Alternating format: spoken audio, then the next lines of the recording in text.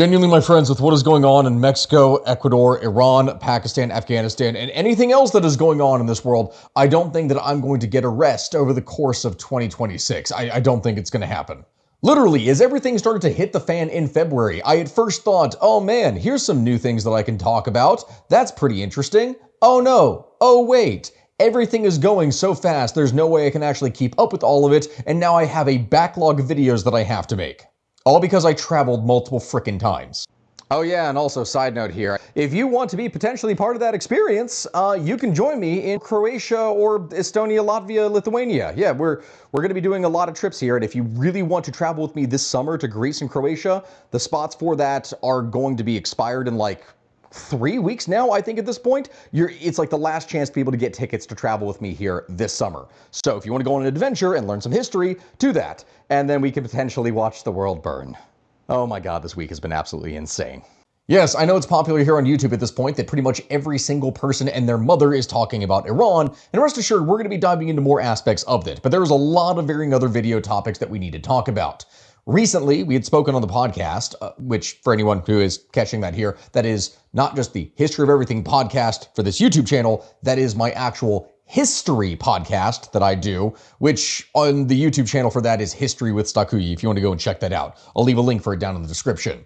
We spoke on that about the legacy of El Mencho, the Mexican cartel boss who was recently captured and killed, which created a whole lot of, wow, insanity down in Mexico. Oh my god, everything was burning.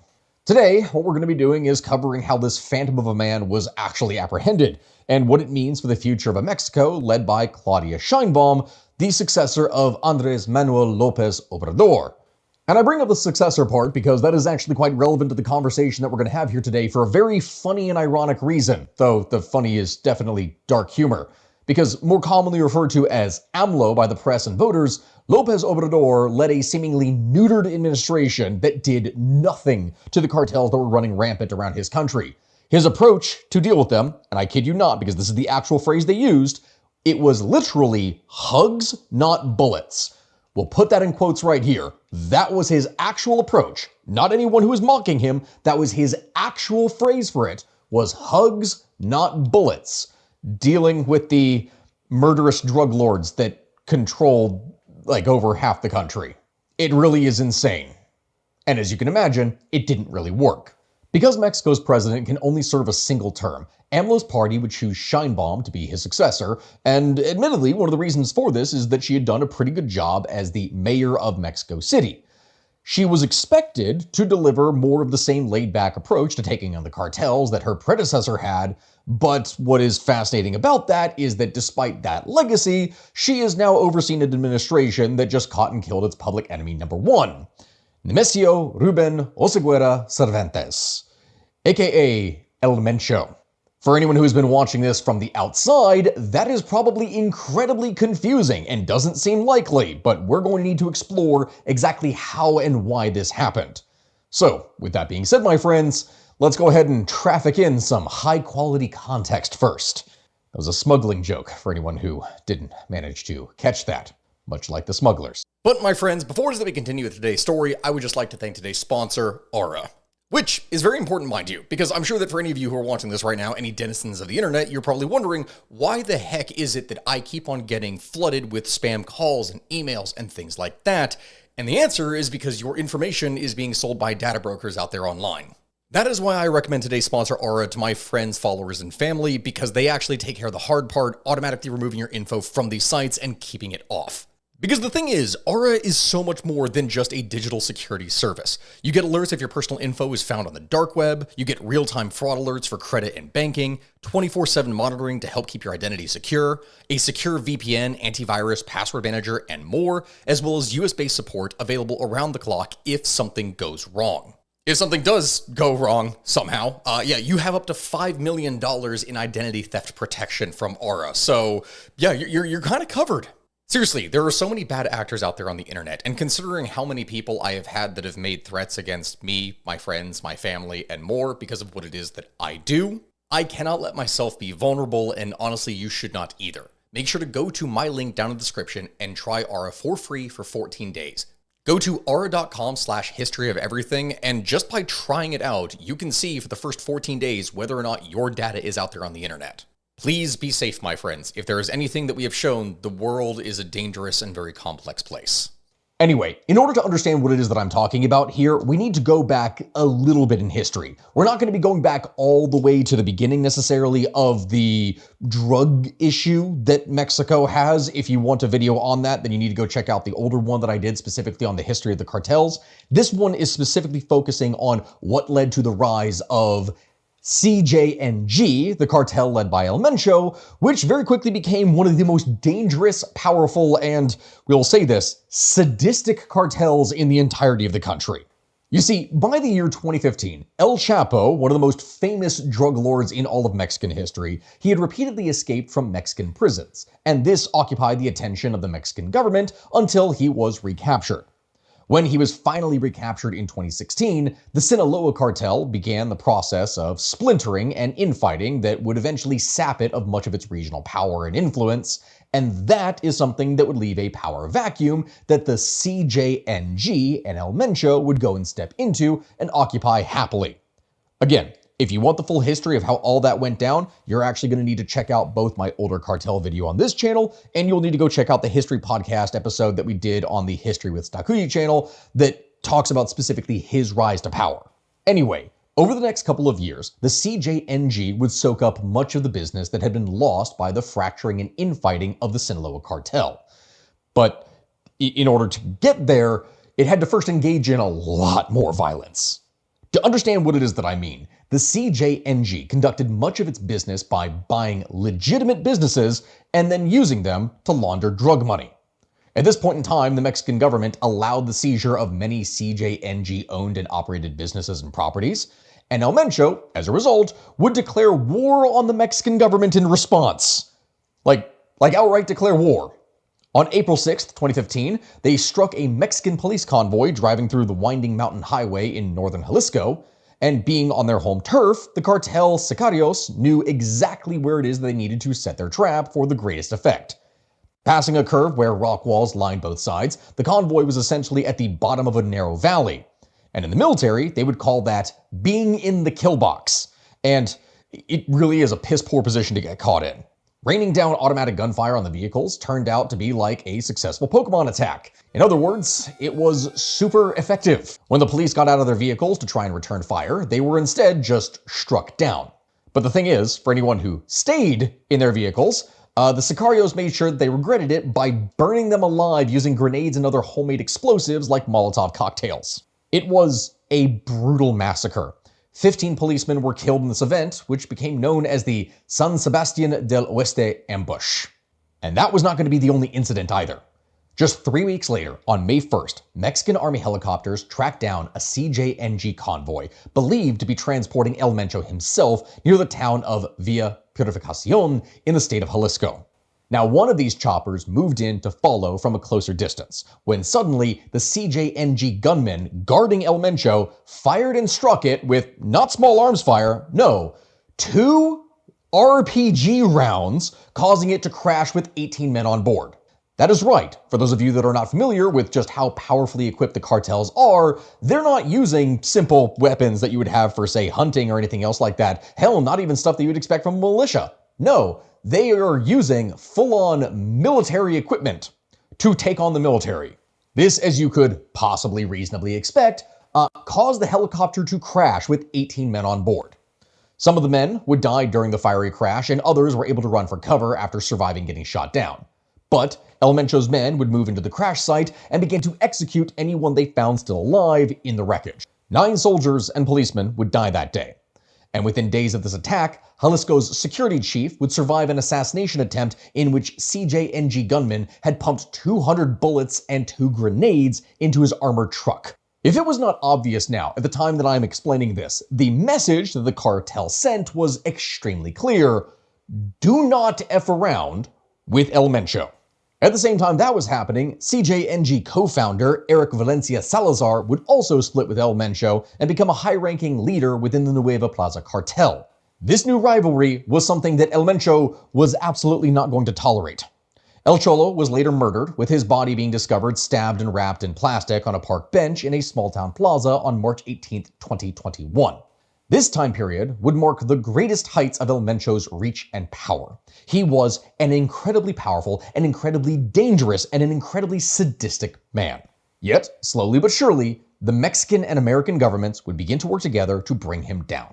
It would be piece by piece that they would chip away at El Mencho, and the way they did this was by going after his family. To explain the context of this, El Mencho's son, Ruben Oseguera Gonzalez, aka El Menchito, or, Little El Mencho, he was thought by the Mexican government to be the second in command of the CJNG, so they went after him first.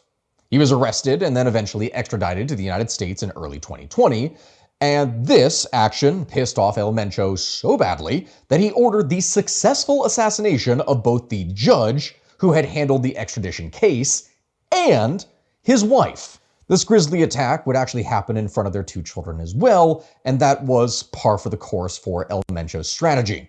But the thing is, despite his flagrant use of violence, which was a constant feature over the course of his entire rule, he simultaneously was very good at hiding. At one point in 2015, El Mencho faked his own death.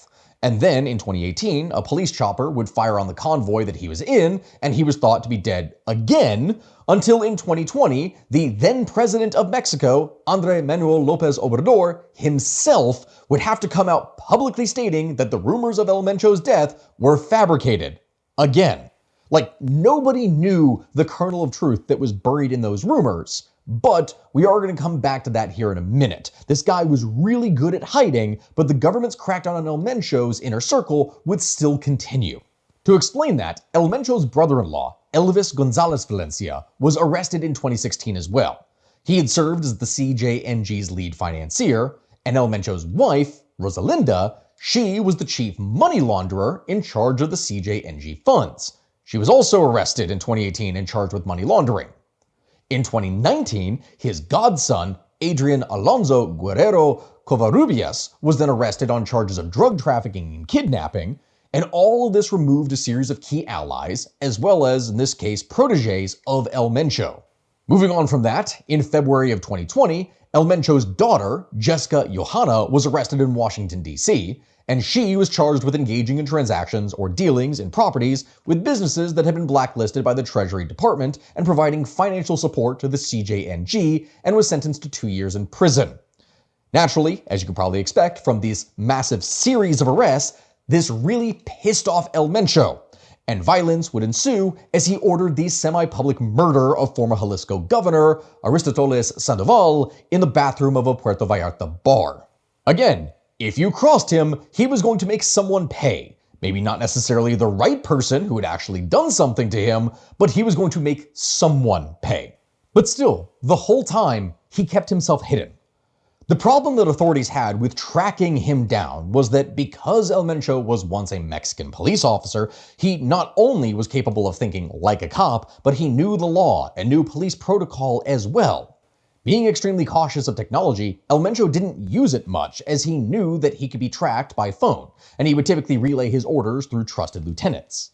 Seemingly impossible for police to track down, the secret was that he stayed on the move, never staying one place for much longer than basically 48 hours. He also stuck mostly to a handful of rural mountain towns in Jalisco. These were communities where he and his men knew literally every person in town, and largely, they either supported him or were terrified of him and wouldn't go against him. Those cops that he hadn't been able to simply pay off were usually intimidated into compliance, or too scared to call out the corruption within police departments that were caused by CJNG bribery and extortion. What? Oh, hi. Yes, I talk about bribery and extortion, and you immediately come in here trying to beg for attention. Every time I'm talking about serious things, she comes here. It was, as you could expect, an extremely bad situation. But if there was one cop that wasn't able to be intimidated or bribed by El Mencho, his name was Omar Garcia Harfuch, and he was the guy that El Mencho had tried to assassinate. And he wasn't going to go down quietly. And this guy is actually kind of interesting, so I'm going to explain a little bit about him here in the first place, just to set the stage so you kind of understand. He is the son of a famous Mexican actress and singer of Lebanese descent, and he comes from a family of cops, or at least people that are affiliated with law enforcement. His grandfather, Marcelino Garcia Barragan, was defense minister in the 1960s, while his own father, Javier Garcia Panigua, was a senator and presidential contender who led a federal security agency in the 1970s. He himself would go and complete a Bachelor's of Art in Law and Public Security at a Mexican university before then joining the federal police, and from that would start a very long career in law enforcement. Now, seen as a representative of a new, younger generation of Mexican law enforcement and its attitudes towards the cartels, this is a cop that couldn't be bought or bribed. His rise through the ranks of local and then state law enforcement was rapid and kind of expected, especially during times of trouble.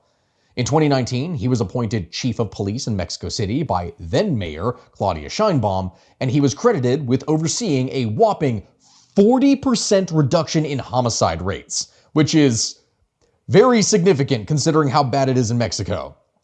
He was also tasked by Sheinbaum with purging corrupt police from the ranks, and he did this very thoroughly. Meanwhile, increased pay and training were given to the police, creating more department cohesion and less attrition due to officers deserting to join the cartels because, quite frankly, if anyone is familiar with it, they paid better. That's why the whole bribe thing kind of worked out. Anyway, Harfuch had been on the job for under a year when El Mencho ordered assassins to make an attempt on his life. After initially returning fire, he scrambled back into the back of the seats of his armored SUV, and he crouched down until reinforcements were able to arrive. And it's honestly kind of impressive that he had survived in the first place. Cartel sicarios had unloaded over 400 rounds at his vehicle, killing his 2 bodyguards as well as a female bystander. 12 alleged members of the Jalisco cartel were arrested and given life sentences for their participation in the attack, but El Mencho's men had failed in their goal to kill Garcia himself, even though he was actually shot 3 times during this incident. And unfortunately for El Mencho and his organization, they just made it personal for Mexico City's top cop. What it is that I'm going to be explaining here next kind of sounds a little bit off, but you're going to understand why it is that I am saying this and making these references, because you could arguably say that this guy is a mix of Jim Gordon and Harvey Dent from the DC Batman universe. Garcia Harfuch would recover and become symbolic of resistance to cartel corruption. He was quite literally nicknamed in the media, and I'm not exaggerating this, they called him Mexican Batman. That is why I make those references. Like, that was actually his nickname in the media that he was given. He is famous for his dogged fight against both crime and corruption, as I've already covered. And if you go by the sound of his press coverage, he is the hero Mexico City needed. So, when Sheinbaum went and won the presidency, she would appoint Garcia Harfuch as her Secretary of Security. He was now officially the top cop in all of Mexico, and he was motivated as hell to take out the cartels. The big problem is, in order to take out the leader of a cartel, you actually need to find them in the first place. And El Mencho, well, he was truly a phantom to law enforcement. For years, he would keep himself hidden, only giving orders through lieutenants, and he likely, honestly, would have stayed invisible for quite a while longer, if not for 2 things. The first would be his health. Coming down with severe kidney disease, El Mencho would eventually require dialysis, which that's not something that can just be done in any kind of hotel room. It's something that requires large machines, and there's only a certain amount of places and people that you can get dialysis treatment from in rural Mexico. So, in 2020, reports emerged that he had built a small medical facility to attend to him in a small village around 100 miles southeast of the Jalisco capital, Guadalajara. Garcia Harfuch, meanwhile, sent his wife and kids away for their safety and recovered from his injuries. He then moved into a fortified apartment built for him by the security ministry that included a private gym, 25-seat conference room, and a red telephone with a direct line to the president. And you can guarantee that the Mexican Batman had body armor in the walk-in closet of his new Batcave because he was going to be ready. The hunt for El Mencho would thus gain urgency as time went on, especially in November of 2025. This being when Jalisco Cartel would go and kidnap 2 of Harfuch's investigators in the city of Zapopan, a cartel stronghold. Soldiers would raid houses of suspected cartel members, and interrogations would produce information that helped tighten the net around El Mencho's location. A breakthrough would eventually happen when a joint US-Mexican task force would locate one of El Mencho's multiple girlfriends to a villa in the quiet mountain town of Tapalpa. And while it sounds like someone who might race against a young Anakin Skywalker in a pod race, Tapalpa is actually the site where they would locate El Mencho when his girlfriend's driver gave authorities a tip, and US satellites would prove El Mencho's arrival at the villa shortly afterwards. The following day, after his girlfriend left the villa, Mexican Special Force operatives and the National Guard's Special Immediate Reaction Force would then swoop into action, putting together a plan and launching a raid. To avoid giving away their approach, the government says it mostly used ground forces and held back on the choppers, but it's a pretty strong chance that they didn't send the choppers because El Mencho's men have shot them out of the sky before and they didn't want a risk of exactly that happening, causing more chaos. So it is, my friends, that the way that all this went down is that Mexican forces would set up a perimeter around the villa and begin to advance, attacking the compound. An initial fight at the entrance to it would result in the deaths of 8 cartel members as well as 2 wounded soldiers. Now, El Mencho and his men were not going to be killed immediately. No, they would withdraw out the back of the villa and up the ridge into a wooded area. From there, the Mexican Special Forces would track them down, and from that, you would have a gunfight. In this gunfight, El Mencho and his 2 bodyguards were all shot multiple times, and they were apprehended by the Special Forces. All 3 of them were seriously wounded, and from that they were medevaced for emergency treatment because there was no way, after investing this many resources, that they were simply going to let him just die immediately. They were going to try and capture him and get everything they could out of him. They needed him alive, or at least that was the primary goal. Along with a wounded soldier, they were loaded onto a helicopter and airlifted to the nearest hospital in Guadalajara. However, despite this, during transit, El Mencho would die from his injury.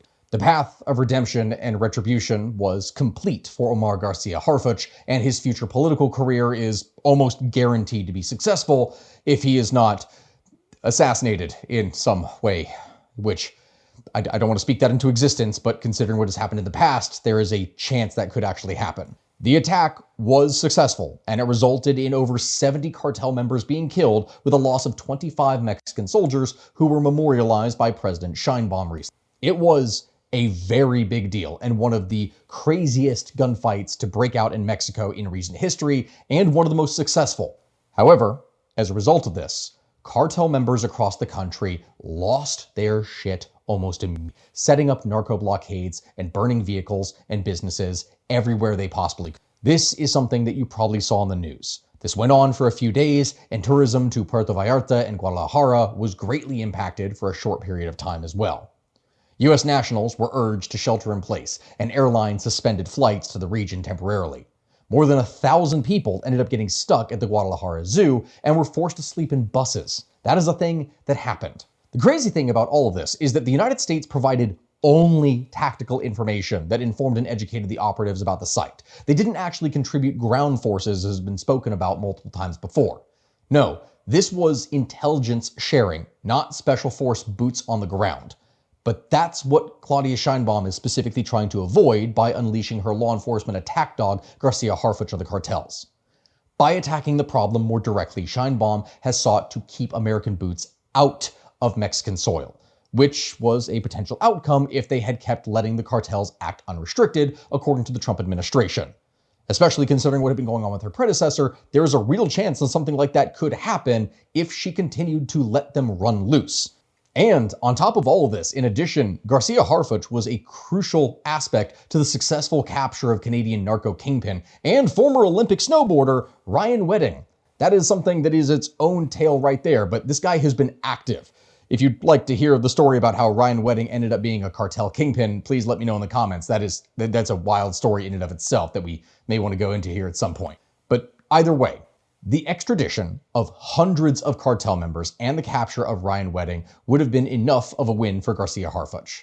But the elimination of El Mencho made February 2026 a triumphant month for the man many consider to be the frontrunner for his party's nomination for president in 2030. This right here could cement that goal.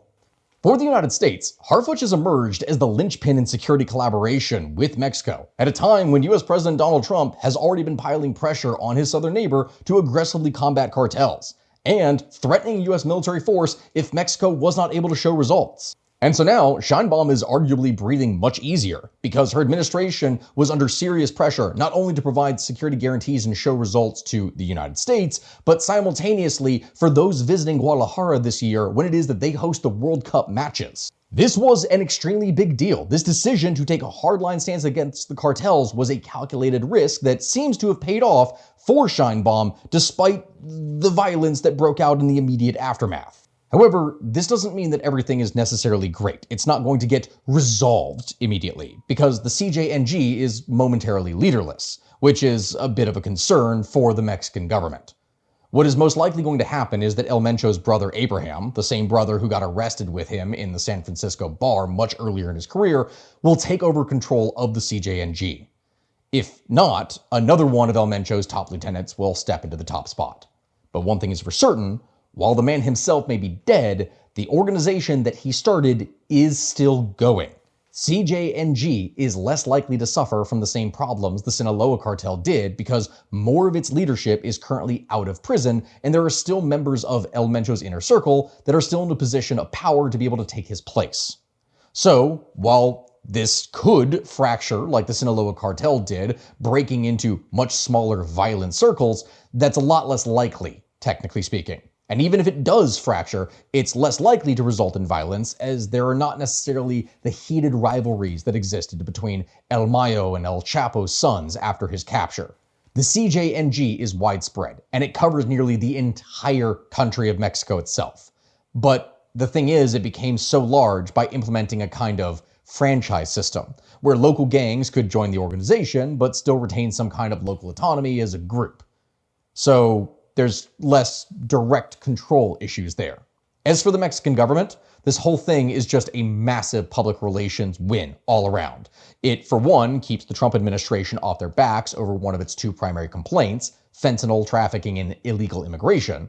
And while the capture and killing of El Mencho won't stop fentanyl from coming into the country, it will make it harder for the cartel to do business, and that's the whole point from a law enforcement perspective. Oddly enough, the future of Mexico regarding the cartels actually looks brighter for once. And so, on that note, we will be keeping an eye on Mexican Batman in 2029, as his victories here are a hint of a political career to come, which from that we'll probably have more future content. But my friends, right now, that is probably everything that we can go ahead and cover. Thank you all very much for watching. I really do appreciate it. Make sure to like, comment, and subscribe. If you want the full history of everything we've been talking about, then go and check out our episodes on History with Staqui, or if you're on Spotify and Apple, the History of Everything podcast there. Check out Patreon if you want ad-free content as well as some additional content. And yeah, that's really it here for today. Thank you all very much for watching. I appreciate you all, and now I have a lot more writing to do with a lot more topics that we need to get covered. Thank you, my friends. And I'll see you here next time.